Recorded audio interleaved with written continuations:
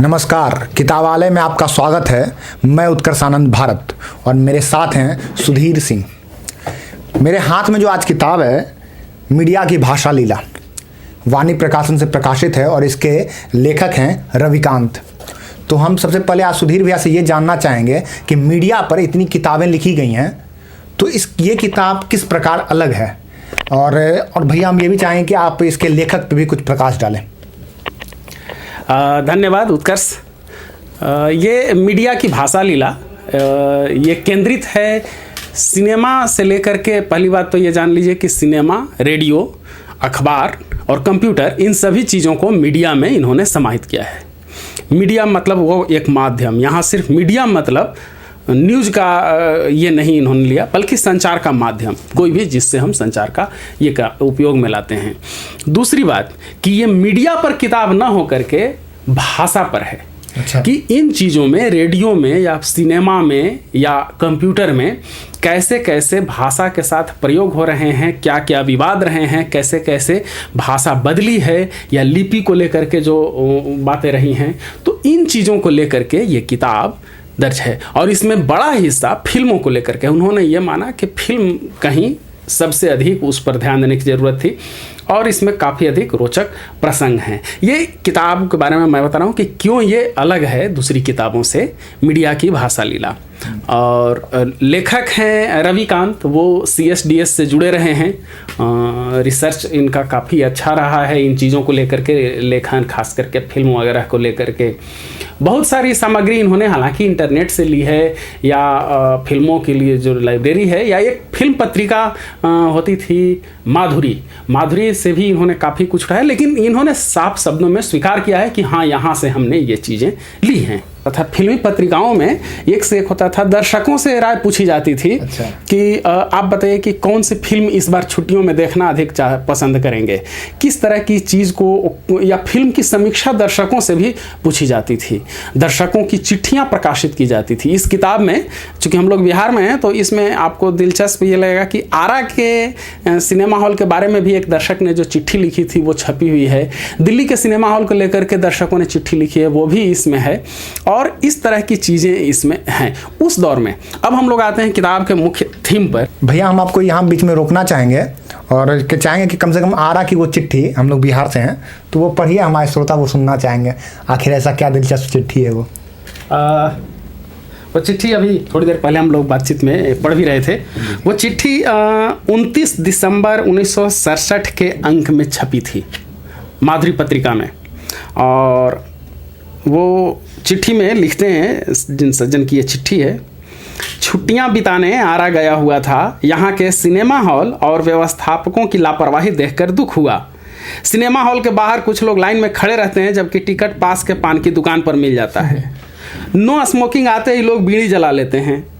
अगर कोई romantic scene आ जाए तो उन्हें चिल्लाकर ही संतोष होता है, जिन्होंने अभी तक सीटी बजाना नहीं सीखा है। सिनेमा शुरू होने का कोई निश्चित समय नहीं है। अगर किसी अधिकारी की फैमिली आने वाली है तो सिनेमा उनके आने के बाद ही शुरू होगा। हॉल में घुसते ही कुछ नवयुवक इतनी हड़बड़ी में आते हैं कि जल्दीबाजी में फैमिली स्वीट्स में घुस जाते हैं।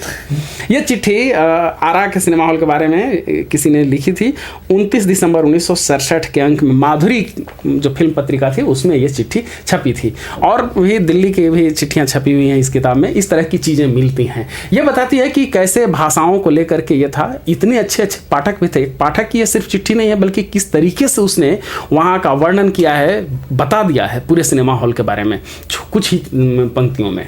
बिल्कुल। और एक बात और गौर करने वाली बात है, 1967 की चिट्ठी को इस किताब में डालना है, ये भी दिखाता है कि ये किताब कितने शोध करके लिखी गई कि ये किताब है।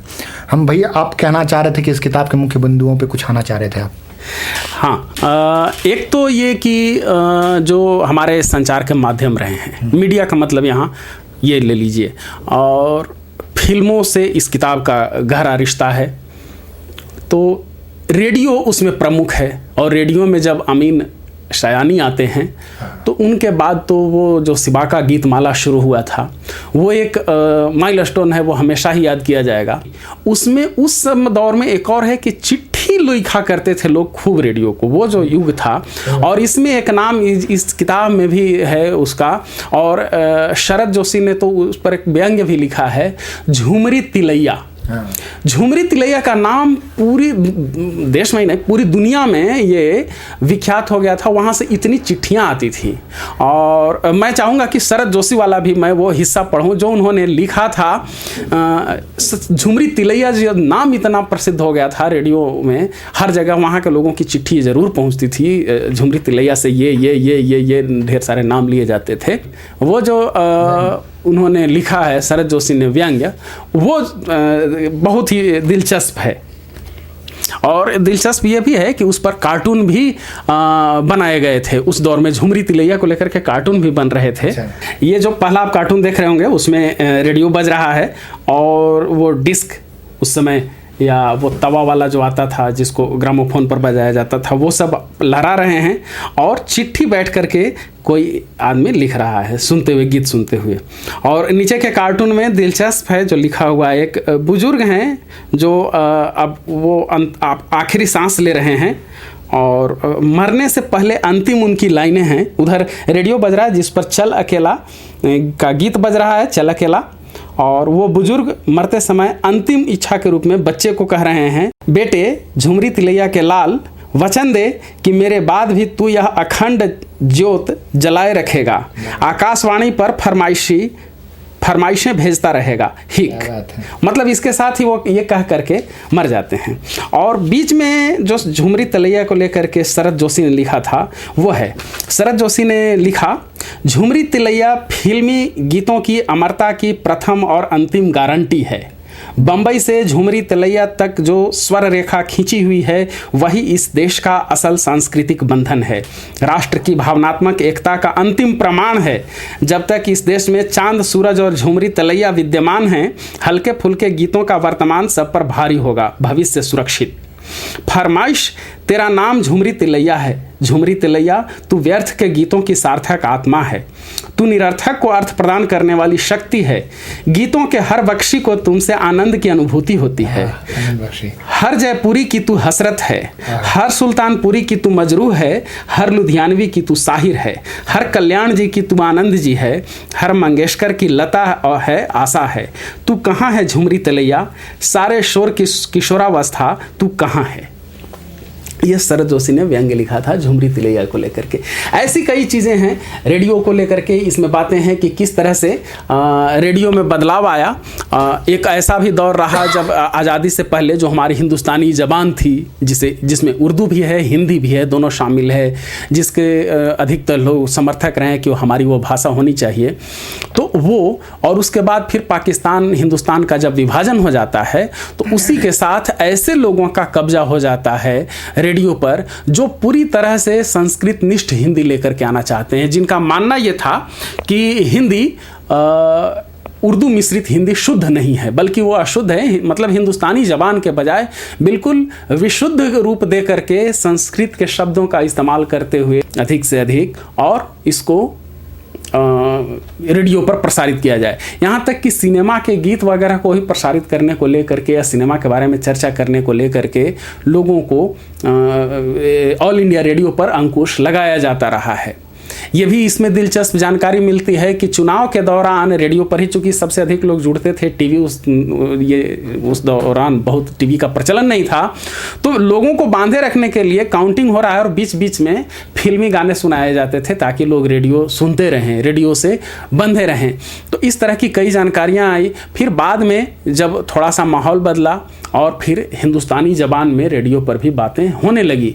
एक ये जान लीजिए कि जब ये शुरू किया जा रहा था बिना का गीत माला के नाम से जिसे हम जानते हैं, उसे सबसे पहले हिंदुस्तानी रेडियो पर अनुमति भी नहीं दी गई। हालांकि बाद में जब ये सुपरहिट हुआ तो फिर ये आने लगा।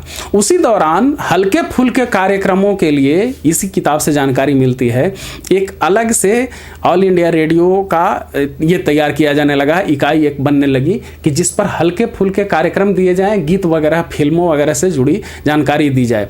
और मिसलेनियस प्रोग्राम ये नाम सोचा गया और इसी का हिंदी रूपांतरण नाम बना विविध भारती, और फिर वो विविध भारती के नाम से आज हम लोग सब वाकिफ हैं।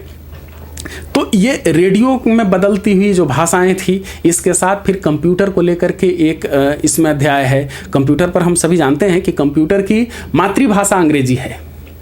हम लोग अलग अलग तरीके से, चूंकि स्थानीय लोग अधिक से अधिक लोग जुड़ सके, इसलिए फिर कंप्यूटर पर दूसरी दूसरी भाषाओं या लिपियों का कह लीजिए कि इस्तेमाल होने लगा। आज भी आप देख लीजिए कि बहुत सारे लोग भले ही वो हिंदी लिखते हैं, लेकिन उसकी लिपि जो है वो रोमन ही, बहुत सारे लोग लिखते हैं, रोमन में ही लिखते हैं। एक और चीज़ है कि हिंदी को चूंकि काम चलाऊं तरीके से बनाया, किसी तरह से काम चल जाए, इसीलिए अगर आप कृतिदेव वगैरह में लिखते हैं, चाणक्य में लिखते हैं, तो आपका जो फॉन्ट का ये है लेआउट जो है कीबोर्ड का, वो लेआउट जैसा रहता है, ठीक अगर आप इसके माइक्रोसॉफ्ट के हिंदी पर आप जैसे ही जाते हैं तो वो बदल जाता है। वो कीबोर्ड नहीं काम करता। वो कीबोर्ड का जो कीबोर्ड है, जो उसमें की लगे हुए हैं, वो बटन लगे हुए हैं, अलग काम करने लगते हैं।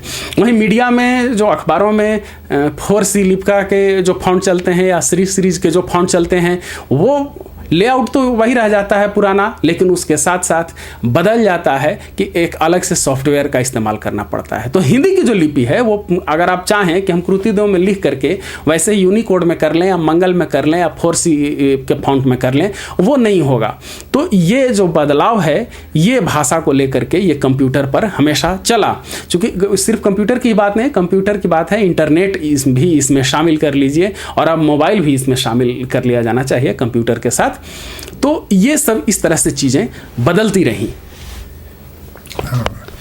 जाते जाते भैया हम एक आपसे आग्रह करेंगे कि इस पूरे को पढ़ते समय जो आपको सबसे यूनिक और सबसे मतलब क्या कहिए रोचक जो आपको लगा, वो हमारे दर्शकों को आप सुना दीजिए, जिससे हमारे दर्शक भी उत्साहित रहे। इसमें और भी सारी चीज़ें हैं, हालांकि ये किताब इतनी रोचक मुझे लगी कि इसको पूरी तरह से बता पाना मुश्किल, लेकिन इसमें बहुत सारी चीज़ें, जैसे बहुत ही भारतीय सिनेमा का सुपर डुपर हिट और ऐतिहासिक फिल्म है मुगले आजम।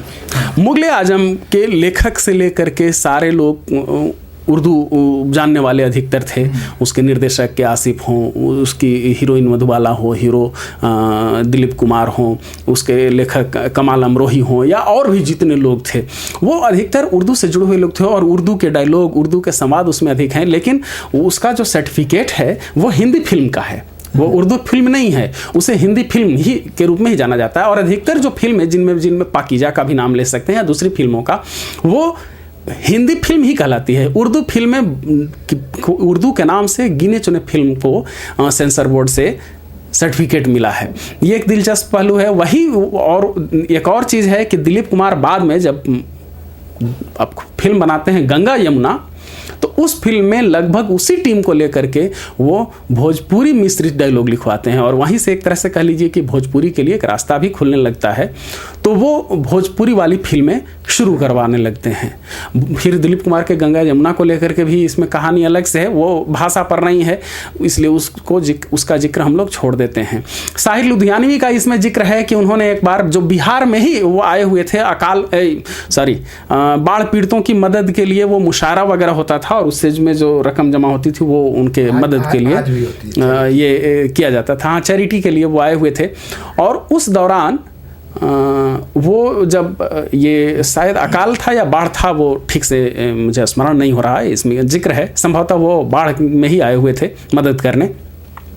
और एक वैसे ही मुशायरे में या कहीं बातचीत में उन्होंने कह दिया कि हिंद जो भारतीय फिल्मों की भाषा है वो कहलाती हिंदी फिल्म है, लेकिन उसकी भाषा उर्दू है। और इस पर बवाल मच गया। माधुरी पत्रिका ने उनका ट्रायल करना, मीडिया ट्रायल इस अथी पर शुरू हो गया। उनको लगातार एक समूह बन करके उनका बहिष्कार किया गया, उनको धिक्कृत किया गया, उनकी निंदा, सार्वजनिक निंदा की गई कि ये कहने वाले कैसे हो सकते हैं कि हिंदी फिल्मों की भाषा उर्दू है, या भारत में उर्दू फिल्में बनती हैं, उन्हें हिंदी फिल्में कहने के बजाय उर्दू फिल्म कही जानी चाहिए। तो ये सारी चीज़ें भी हैं। और अब ये कि इसमें क्या कुछ पढ़ने लायक है, इसमें पढ़ते हुए बड़ा इंटरेस्टिंग एक ये लगा कि इसमें हनुमान चालीसा की तर्ज पर एक फिल्म चालीसा लिखी हुई है। इसके कवि थे वीरेंद्र सिंह गोधरा, और 15 सितंबर 1972 के अंक में ये छपा है। इसमें बिल्कुल हनुमान चालीसा के स्टाइल में शुरू में दोहा है। सहगल चरण स्पर्श कर नित्य करूं मधुपान, सुमिरों प्रतिपल बिमल दा निर्देशन के प्राण, स्वयं को काबिल मानी के सुमिरों शांताराम, ख्याति प्राप्त अतुलित करूं देहू फिल्म में काम। क्या बात। और फिर चौपाई शुरू होता है जिसमें फिल्मी दुनिया से जुड़े लोगों का गजब तरीके से नाम बिठाया गया है। और मज़ा साहित्य की दृष्टि से, धार्मिक दृष्टि से मत देखिए, साहित्य की दृष्टि से उतना ही मज़ा आएगा जितना कि हनुमान चालीसा पढ़ करके मज़ा आता है। जय जय श्री रामानंद सागर, सत्यजीत संसार उजागर, दारा सिंह अतुलित बलधामा, रंधावाज ही भ्राता नामा, दिलीप संघर्ष में बन बजरंगी, प्यार करे वजयंती संगी, मृदुल कंठ के धनी मुकेशा, विजय आनंद के कुंचित केशा, विद्यावान गुनी अति जौहर, बांग्लादेश दिखाए जौहर, हेलन सुंदर नृत्य दिखावा, लता कर्ण प्रिय गीत सुनावा, ऋषिकेश आनंद मनावे, फिल्म फेयर अवार्ड ले जाएं, राजेश पावे बहुत बड़ाई, बच्चन की वैल्यू बढ़ जाई, बेदी दस्तक फिल्म बनावे, पब्लिक से ताली पिटवावे, पृथ्वीराज नाटक चलवाना, राज कपूर को सब जग जाना, शम्मी तुम कपि दल के राजा, तिरछे रोल सकल तुम साजा, हार्कनेस रोड शशि विराजें, बाम अंग जैनी फर छाजें, अमरोही बनाएं पाकीजा, लाभ करोड़ों का है कीजा, मनोज कुमार उपकार बनाई, नोट बटोर ख्याति अति पाई, प्राण जो तेज दिखावें आपे, दर्शक सभी हाँकते कांपे, नासे दुख हरे सब पीड़ा, पर्दे पर महमूद बस बीरा, आगाजी फुलझड़ी छुड़ावें, मुकरी ओम कह कहे लगावें, जुवतियों में प्रताप तुम्हारा, देव आनंद जगत उजियारा, तुम ही अशोक कला रखवारे, किशोर कुमार संगीत दुलारे, राहुल बर्मन नाम कमावे, दम मारो दम मस्त बनावे, नौशाद ही मन को अति भावे, शास्त्रीय संगीत सुनावे, रफी कंठ मृदु तुम्हारे पासा, सादर तुम संगीत के दासा, भूत पिशाच निकट पर्दे पर आवे, आदर्श ही जब फिल्म बनावे, जीवन नारद रोल सुहाए, दुर्गा अचला माँ बन जाए, संकट हटे मिटे सब पीड़ा, कामदेहु बलदेव चौपड़ा, जय जय जय संजीव गोसाई, हम बन जाएं आप किनाई, हीरो बनना चाहे जोई, फिल्म चालीसा पढ़िबो सोई, एक फिल्म जब जुबली करही, मानव जन्म सफल तब करही, बंगलाकार चेरी अरुचेरा, फैन मेल काला धन ढेरा, अच्छे अच्छे भोजन जी में, नित्य प्रति बढ़िया दारू पीवें, बम्बई बसही फिल्म भक्त कहाई, अंतकाल हॉलीवुड जाई, मर्लिन मानरो हत्या कराई, तेही समाधि जा माला धरई। और अंत में दोहा है, जिस तरह से हनुमान चालीसा में अंत में है उसी तरह से इसमें भी दोहा है, बहुविध साज सिंगार कर, पहिन वस्त्र रंगीन, राखी हेमा साधना, हृदय बसहूं तुम तीन। ये वीरेंद्र सिंह गोधरा की कविता है। तो ये किताब अगर आप भाषा से संबंधित जानकारी चाहते हैं, फिल्म में आपकी रुचि है, कैसे कैसे भाषाएं बदली, रेडियो की कैसे भाषा बदली, इंटरनेट पर क्या चल रहा है और कैसे कैसे फिर आज जो हम जबान देख रहे हैं, आज इसमें इसका भी जिक्र है कि अब हमारी जबान इंग्लिश होती जा रही है, फिल्मों में भी अब अंग्रेजी का बहुत अधिक इस्तेमाल होने लगा है, कास्टिंग से लेकर के संवाद तक में अब तो अधिकतर स्क्रिप्ट रोमन में लिखी जा रही है। तो इन सब को लेकर के भी इसमें काफ़ी कुछ समेटा गया है। ये किताब जिन्हें इन बातों में रुचि है उन्हें तो हर हाल में पढ़नी चाहिए। रविकांत की किताब है, वाणी प्रकाशन ने प्रकाशित किया है और 395 रुपये इसकी कीमत है। बहुत बहुत धन्यवाद सुधीर भैया। हम चाहेंगे कि हमारे सारे दर्शक इस किताब को खरीदें, पढ़ें और अपना मतलब कि अपना रिव्यू वो अपने मेरे कमेंट बॉक्स में दें इस चैनल के। तब तक के लिए अगले किताब को लेकर हम फिर हाजिर होंगे। तब तक के लिए धन्यवाद। देखते रहें किताबालय का ये शो। बहुत बहुत धन्यवाद। शुक्रिया।